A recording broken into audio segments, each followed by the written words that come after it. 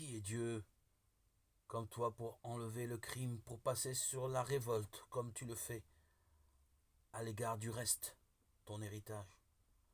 Un Dieu qui ne s'obstine pas pour toujours dans sa colère, mais se plaît à manifester sa faveur. De nouveau, tu nous montreras ta miséricorde. Michée 7, 18, 19. La colère n'est pas forcément un défaut. La preuve, c'est qu'elle est attribuée à Dieu lui-même.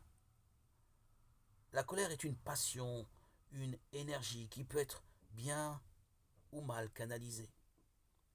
Elle est une saine réaction devant l'injustice, surtout lorsque celle-ci frappe un être cher. Un ami père de famille, longtemps abusé dans son enfance, me disait que si l'un de ses petits-enfants était victime de pédophilie, il tuerait l'agresseur de ses propres mains. Je ne crois pas qu'il le ferait réellement, il est trop bon pour cela. Mais comment ne pas respecter cette colère?